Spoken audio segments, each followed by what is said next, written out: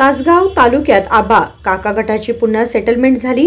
राजकीय वर्तुळात चर्चा रंगली। तत्कालीन उपमुख्यमंत्री आर पाटील आणि माजी खासदार संजय काका पाटील यांचे मनोमिलन झाले होते।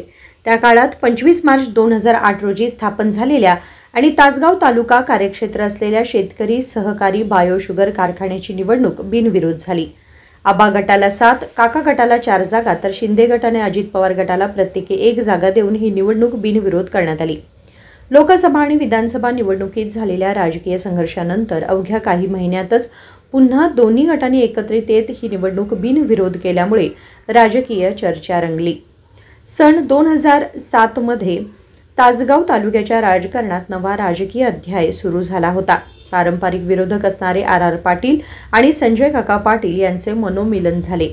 याच मनोमिलनाच्या काळात 25 मार्च 2008 रोजी तासगाव तालुका कार्यक्षेत्र निश्चित करून तासगाव तालुका शेतकरी सहकारी बायोशुगर कारखान्याची स्थापना झाली। त्यामुळे आता दोन्ही गटांच्या कार्यकर्त्यांना सभासद असलेल्या या संस्थेवर कोणाचे वर्चस्व राहणार याची उत्सुकता होती। मात्र दोन्ही पक्षांच्या नेत्यांनी या संस्थेत निवडणूक न लावता बिनविरोध केली। त्यामुळे अस्तित्वात नसलेल्या आणि केवळ कागदावर अस्तित्व असलेल्या बायोशुगर कारखान्याच्या संचालक मंडळाच्या निवडणुकीच्या निमित्ताने का होईना आबा काका गटाची पुन्हा एकदा सेटलमेंट पाहायला मिळाली। Bureau report, SBN Marathi, Tasgaon.